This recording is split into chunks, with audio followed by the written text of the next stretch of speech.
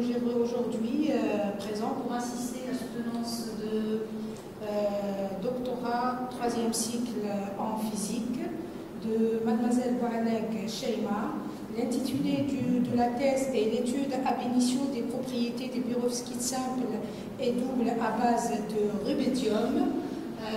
Le travail a été assisté et encadré par le professeur Doratman de l'université de Guelma et examiné par les professeurs Maradji Hossein de l'université de Annaba et Yahya Hakima de l'université de Guelma, présidé par moi-même, professeur Chitibi de Guelma. Et on sait que monsieur le professeur Bazi s'est excusé pour une dernière urgence. Alors, mademoiselle Boualek, vous avez le temps nécessaire pour exposer l'essentiel de vos travaux. Bon courage, allez-y. Bonjour à tous et bienvenue à la soutenance de ma thèse de doctorat. Madame la Présidente, Messieurs les membres désirés, chers invités, avant de vous présenter l'essentiel de mes travaux de recherche, permettez-moi d'exprimer devant vous ma profonde gratitude à mon directeur de thèse, Monsieur le professeur Athman Mendour, pour son soutien si précieux au Conseil, ainsi que membre du jury pour avoir accepté d'évaluer son modeste travail de recherche. Mon exposé apport intitulé étude ab initio des propriétés des perovskites simples et doubles à base de rubédium. Cet exposé sera donné selon le plan suivant. Je commencerai par une introduction suivie d'un bref aperçu sur les perovskites. Ensuite, je parlerai des méthodes et des codes de calcul utilisés dans l'exécution de mon travail de recherche. Je présenterai ensuite les différents résultats réalisés avec leur interprétation et discussion. Et enfin, je terminerai mon exposé par une conclusion générale et des perspectives.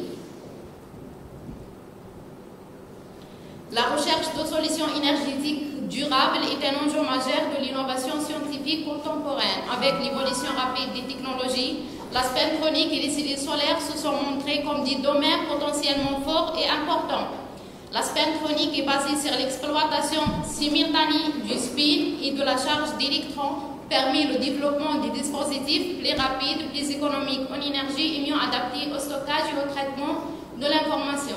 Les cellules solaires, quant à elles, offrent une réponse durable aux défis environnementaux en convertissant la lumière en électricité, constituant ainsi une source d'énergie propre, renouvelable et durable. Parmi les matériaux innovants explorés dans ce domaine, les perovskites suscitent un intérêt croissant en raison de leurs propriétés exceptionnelles. Le terme perovskite désigne l'ensemble des oxydes cristallins répondant à la formule chimique AbO3. Le premier composé identifié appartenant de cette famille est le titane de calcium CaTiO3 de structure cubique simple. Ces composés ternaires adoptent une structure générique AB-X3. OA est un cation de grande taille, souvent un élément alcaline ou terre rare. B est un cation de plus petite taille, généralement un métal de transition ou un métal noble. X est un anion, souvent d'un atome d'oxygène ou d'halogène. On distingue deux types de perovskites. Les perovskites simples de formule AB-X3 avec un seul type d'atome sur les sites A et B. Les doubles perovskites de formule A2BP'-X6 où deux cations différentes occupent la position B et B'.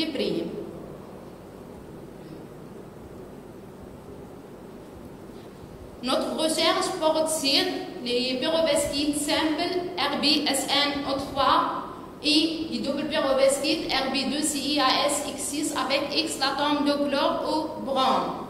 Il s'intéresse à l'étude de leurs propriétés physiques et leur domaine d'application. Pourquoi notre choix a été porté sur les matériaux à base de rubédium? Le rubédium contribue à la stabilisation de la structure cristalline des perovskites et améliore efficacement par conséquent leur stabilité thermique et chimique. Il permet de réduire les distorsions dans la maille cristalline, favorise ainsi une meilleure performance électrique. Les composés à base de rubédium présentent souvent une bande interdite large appropriée pour les applications en photovoltaïque et en optoélectronique. Enfin, le rubidium est un élément alcalin léger compatible avec des procédés de synthèse simples et peu coûteux. Passons maintenant aux méthodes de calcul que nous avons utilisées pour calculer les propriétés de nos composés. Comme il est connu, la recherche des états énergétiques d'un système électronique passe nécessairement à travers des calculs AB initiaux en résolvant l'équation de Schrödinger Hpsi égale à Upsi. La solution de cette équation est possible pour les systèmes monoélectroniques et elle est quasiment impossible pour les systèmes polyélectroniques. Pour résoudre cette équation, plusieurs méthodes ont été développées, à commencer par l'approximation de Born-Oppenheimer, ensuite la méthode de Hartree-Fock jusqu'à arriver à la théorie de la fonctionnelle de la densité. La DFT repose sur les théorèmes de Humbert-Kohn et les équations de Kohn-Sham, qui admettent que l'énergie de l'état fondamental est une fonctionnelle unique de la densité électronique et que sa valeur minimale correspond à l'énergie exacte de cet état. Pour déterminer l'énergie totale, on résout les équations de Kohn et Sham monoélectroniques suivantes, où VH et le potentiel de Hartree représente l'interaction colombienne entre les électrons et le potentiel extérieur qui représente l'interaction entre les noyaux, et VXC et le potentiel d'échange et corrélation qui n'a pas une expression analytique appropriée, mais qui peut être approximée via des méthodes numériques. Parmi ces méthodes, je cite l'LDA-GGA, MBJ-LDA et MBJ-GGA.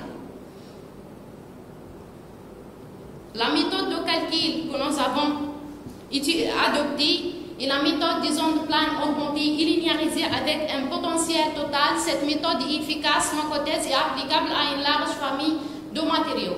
Dans cette méthode, l'espace est divisé en deux types de régions. La première région correspond aux sphères appelées sphères Mittendam, qui sont centrées sur les sites atomiques. Dans cette région, les fonctions d'onde sont des harmoniques sphériques. La deuxième région est la région interstitielle qui est située entre les sphères. Dans cette région, les fonctions d'onde sont des ondes planes. Les calculs des propriétés structurales, électroniques, élastiques, optiques et thermodynamiques sont effectués à l'aide des codes Binet-Dugas. Par contre, la stabilité dynamique est faite via le code Fonopé.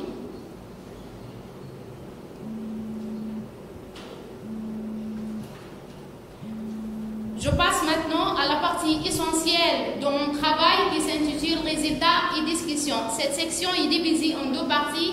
La première partie porte sur l'investigation des propriétés du composé pérovskite RbSnO3 et la seconde traite les fils de la pression sur les propriétés des doubles pérovskites halogéniques Rb2CiAsX6 avec X l'atome de couleur au brun.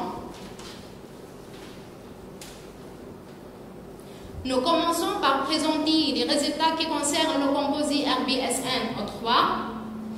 Ce slide présente les courbes exprimant la variation de l'énergie totale du composé RbSnO3 en fonction du volume. Les calculs sont effectués en considérant le composé dans les phases ferromagnétiques, antiferromagnétiques et non magnétiques. Les résultats indiquent que RbSnO3 est stable dans la phase ferromagnétique, étant donné que l'énergie du composé dans cet état est la plus petite. La température de Curie du composé RbSnO3 égale à 527 Kelvin, c'est la température caractéristique au-delà de laquelle le composé perd son aimantation. Le tableau regroupe les valeurs calculées des paramètres de réseau, du module de compressibilité et sa dérivée et de l'énergie de l'état fondamental et l'énergie de formation. Rappelons que jusqu'à présent, aucun résultat sur la stabilité magnétique de notre composé pour faire une comparaison avec nos résultats. Pour s'assurer de la stabilité thermodynamique de notre composé, nous avons calculé son énergie de formation. Le signe négatif de cette grandeur signifie que notre composé est thermodynamiquement stable et que sa synthèse est expérimentalement possible.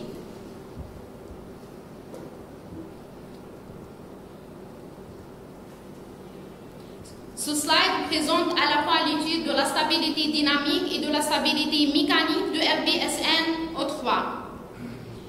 L'étude de la stabilité dynamique du composé RBSN-O3 est effectuée par le calcul des courbes de dispersion des phonons. Sur la figure, ces courbes sont représentées en même temps que les courbes de densité d'état phononique. Nous notons que toutes les fréquences sont positives, indiquant la stabilité dynamique du composé. Dans le tableau ci-contre sont reportées les valeurs calculées des constantes élastiques C11, C12 et C44 de RBSN-O3.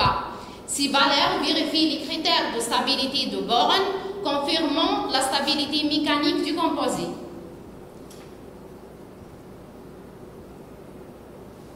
Le tableau contient quelques paramètres essentiels de RBSN-O3. Ces paramètres sont liés à l'anisotropie et au comportement mécanique du composé. Concernant l'anisotropie, le facteur de A qui est inférieur à l'unité indique que RBSN-O3 est anisotrope. La valeur calculée de la module de compressibilité est presque la même que celle que nous avons obtenue via des calculs des propriétés structurales.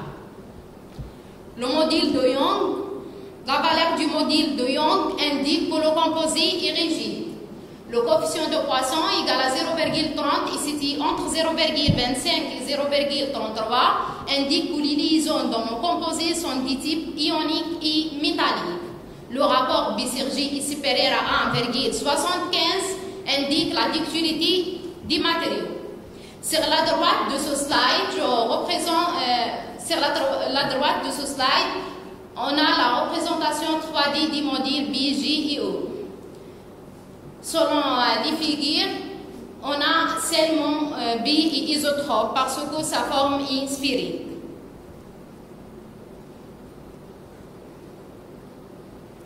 Passons maintenant aux propriétés électroniques et commençons par les structures de bande. Les structures de bande de RBSN-O3 calculées en spin polarisé par les deux méthodes BBU-GGA et TP-MBJ montrent que dans le canal spin majoritaire, le composé est un semi-conducteur de type P avec un gap indirect dans la direction M-gamma.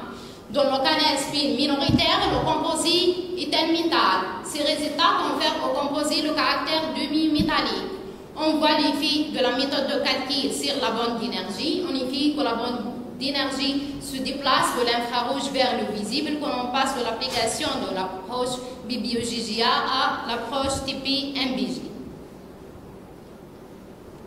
Les valeurs de la bande interdite et des gaps demi-métalliques du composé RBSN-O3 sont indiquées dans le tableau. Une nette amélioration est observée lorsqu'on passe de l'approximation BBU-GGA à l'approximation TP-MBJ.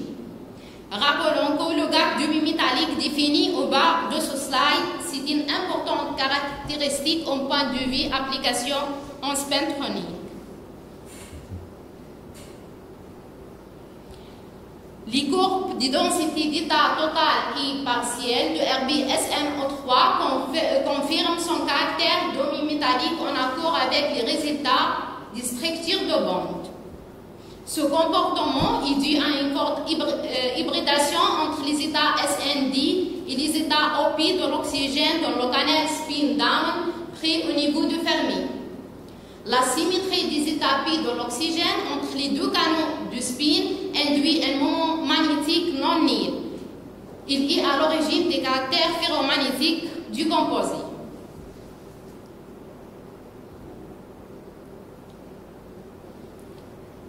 Le tableau contient les valeurs du moment magnétique total, interstitiel et partiel. On a noté un moment magnétique total égal à 1 magnéto de bord, affirmant la nature demi-métallique de notre composé. Il provient majoritairement des états P de l'oxygène présents au voisinage du niveau de Fermi et de l'espace interstitiel, en plus de faibles contributions dues aux atomes Rd et Sn.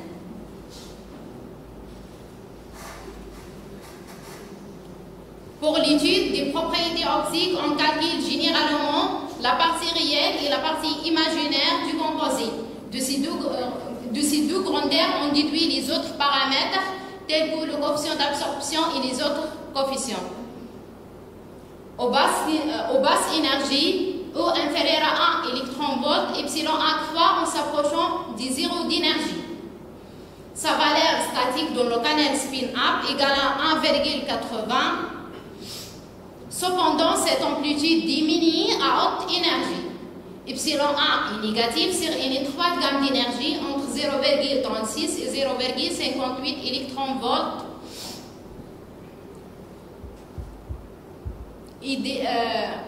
Indique le comportement métallique du composite et son pouvoir à réfléchir la lumière incidente. Sur l'intervalle de 1 à 6 électron-volts, epsilon A est positif. Epsilon 2 présente un pic intense entre 0 et 1 électron-volt et dit aux transitions électroniques entre les états SNF et les états P de l'oxygène. Le coefficient d'absorption présente un pic dans l'infrarouge, deux pics apparaissant dans la région du visible, ainsi qu'une forte absorption dans la région ultraviolette. Les paramètres thermoélectriques tels que le coefficient du Seebeck et la conductivité électrique reflètent les performances des matériaux à haute température. Concernant le coefficient du Seebeck, dans les deux canaux du spin, on a une bonne réponse thermoélectrique est obtenue à la température ambiante, c'est-à-dire à T égale à 300 Kelvin. Concernant la conductivité électrique, une seule différence est observée au niveau de Fermi. La réponse thermoélectrique est plus importante dans le canal spin-down.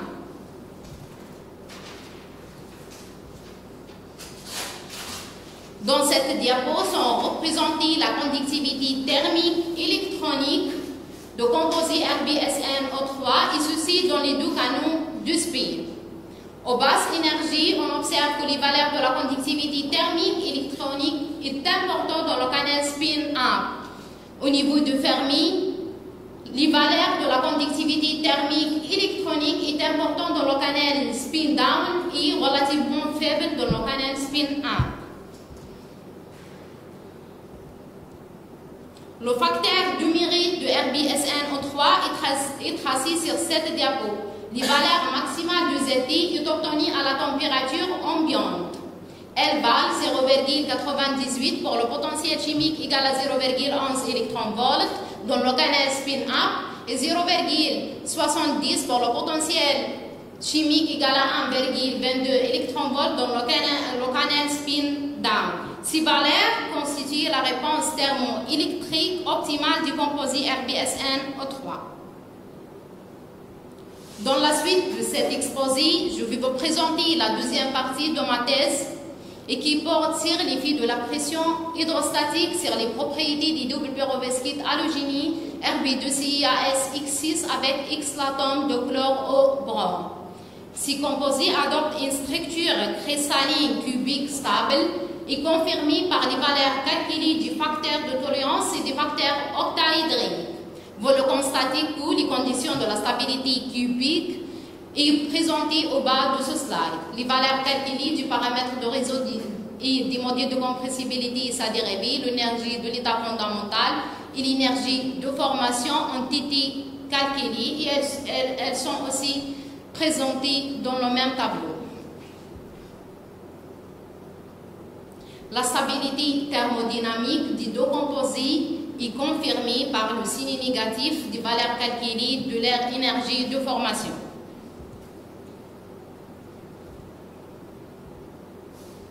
Sur la droite de ce slide sont représentées les courbes dans l'énergie totale en fonction du volume des deux composés perovskites.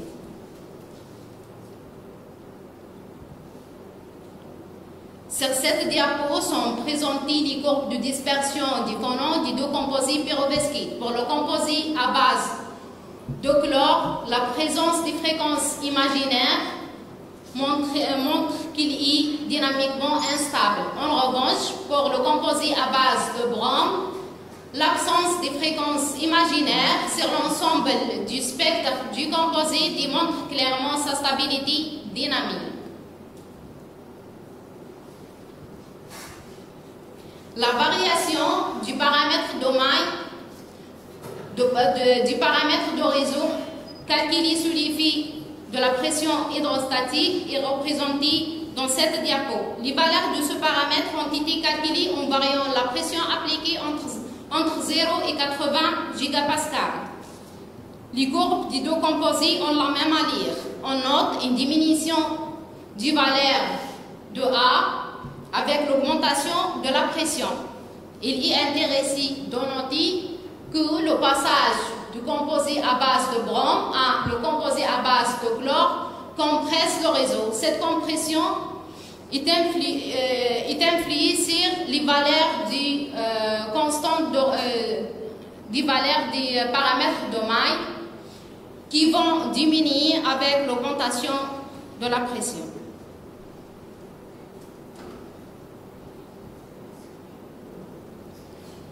Le tableau présente les constantes élastiques C11, C12 et C44 des deux composés pyrovesquites calculés à différentes valeurs de la pression. Le composé à base de chlore présente des constantes élastiques élevées et croissantes indiquant une stabilité mécanique du composé sur toute la gamme de la pression. En revanche, le composé à base de brome présente une anomalie à 20 gigapascales avec une valeur négative de C12. Au-delà de 20 gigapascales, ces constantes continuent à augmenter de manière régulière.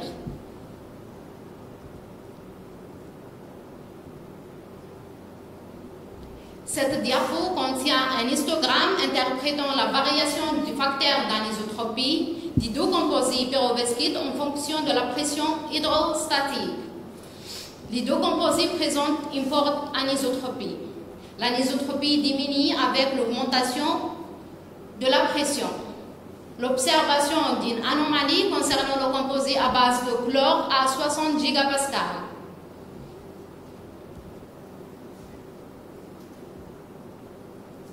Le comportement mécanique du composé pyrovesquite double est analysé selon les valeurs de grandeur mécanique.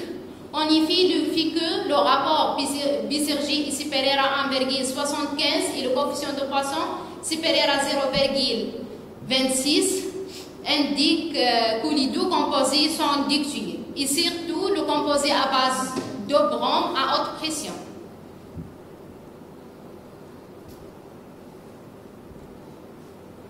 Cette diapo montre l'évolution du module BJIO des deux composés en fonction de la pression hydrostatique. Nous constatons ce qui suit. Les modules BJIO augmentent avec l'augmentation de la pression et ceci est valable pour les deux composés. Indiquant leur durcissement. Les deux composés deviennent plus rigides et moins compressibles. Passons maintenant aux propriétés électroniques du composé double pyrovesquite. Sur cette diapo sont représentées des structures des bandes d'énergie de composés à base de chlore, calculées par les deux méthodes BBE-GGA et TP-MBJ à pression ambiante, c'est-à-dire à pression nulle. L'analyse de ces courbes montre que le composé est un semi-conducteur de type avec une bande interdite indirecte dans la direction XL. Une correction de 0,36 électronvolts est observée lorsqu'on applique l'approximation TP-MBJ au lieu de l'approximation BBE-GGA. Les mêmes remarques sont faites sur le composé à base de brome. Une correction de la valeur de la bande interdite de 0,40 électronvolts lorsqu'on applique l'approche TP-MBJ au lieu de l'approximation BBE-GGA. On voit aussi l'effet de l'élément substitut sur les structures de bande. On note une diminution de la valeur de la bande interdite quand on passe de composé à base de chlore à composé à base de brome de 0,27 électronvolts, indiquant l'effet de la taille de l'élément substitut sur les structures de bande. C'est une caractéristique des pyrovesquites doubles halogéniques. Sur cette diapo sont présentées les bandes d'énergie du composé à base de chlore calculées à différentes valeurs de la pression. Pour le composé à base de chlore, on a noté le comportement semi-conducteur et préservé aux pressions 20, 40 et 60. Et la bande interdite reste indirecte dans la direction XL, mais avec des valeurs qui vont en diminuant. À P égale à 80 gigapascal, le composé devient un métal. Concernant le composé à base de brome, on a noté un semi-conducteur uniquement à pression égale à 20 gigapascal. Aux autres pressions, 40, 60 et 80, on a obtenu un métal.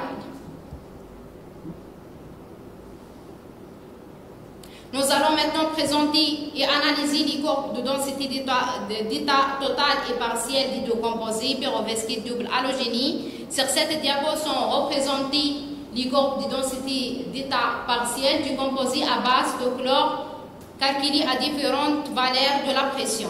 Elles montrent que le maximum de la bande de valence est peuplé par les états CI3D, AS4P et CL3P. Que le minimum de la bande de convection est majoritairement peuplé par les états AS4P. Qu'au voisinage du niveau de Fermi, les états influents sont les états 3D CI du côté de la bande de valence et AS4P du côté de la bande de convection, qui avec l'augmentation de la pression, la bande de convection se rétrécit, imposant au composé l'adoption du comportement métallique à 80 gigapascal et un déplacement des états électroniques dans la bande de valence vers les basses énergies. Les mêmes remarques faites sur le composé, sur la courbe P-DOS des composés à base de chlore peuvent être faites sur la courbe P-DOS des composés à base de brome.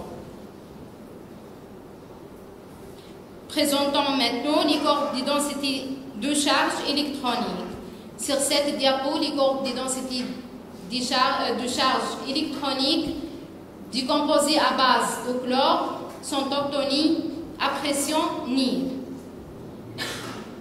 L'analyse des courbes de densité de charge du composé indique une liaison ionique établie entre les atomes Rb et X atomes de chlore ou bien de brome, en raison de leur différence électronégativité. Un chevauchement de charge entre les atomes AS, CU et X toujours, et l'atome de chlore ou bien de brome, confirmant l'existence d'une liaison covalente. La liaison globale présente un caractère covalent polaire, c'est incluant des aspects ioniques et covalents. Sous l'effet de la pression hydrostatique, on observe que les contours de densité deviennent plus concentrés, traduisant une compression des réseaux cristallines. Les liaisons CICL et CIBR présentent un caractère covalent renforcé. Les interactions entre Rb et X restent principalement ioniques. L'atome d'arsenic participe davantage à la redistribution de la charge. Ces résultats mettent en évidence une évolution significative de la nature des liaisons sous l'effet de la pression. Les mêmes remarques sont faites concernant le composé à base de brome. Nous allons maintenant présenter les résultats de l'étude des propriétés optiques des composés effectuée sur un intervalle d'énergie entre 0 et 6 électronvolts. Sur cette diapo, je représente les parties réelles et imaginaires du deux composés en fonction de la pression hydrostatique. L'analyse de ces courbes fait ressortir ce qui suit. Epsilon 1 est positif sur une large gamme d'énergie. La constante diélectrique statique epsilon 1 de 0 augmente avec l'augmentation de la pression. Cette augmentation diminue la recombinaison des porteurs de charge et améliore par conséquent le rendement des cellules solaires. On observe un pic intense sur les courbes de epsilon 2 et ceci pour les deux composés. Il est à l'origine de transitions électroniques entre les états occupés dans la bande de valence et les états inoccupés dans la bande de convection.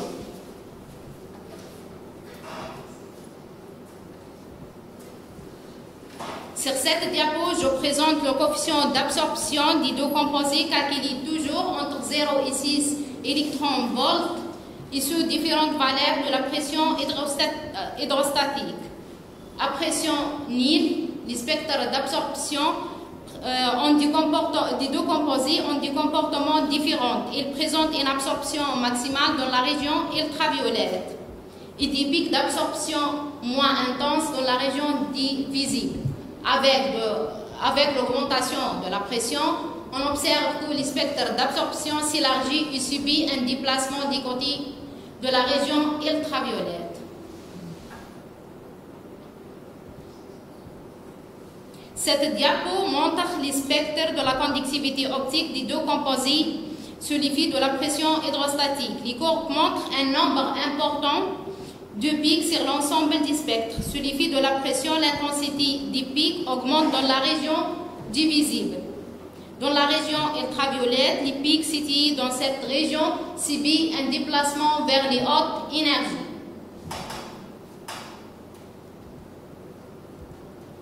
Cette diapo contient les courbes de perte d'énergie des deux composés calculées à différentes valeurs de la pression. Un pic intense est observé dans la région ultraviolette, et ceci pour les deux composés. Malgré l'augmentation de l'absorption sous l'effet de la pression, la perte d'énergie reste modérée.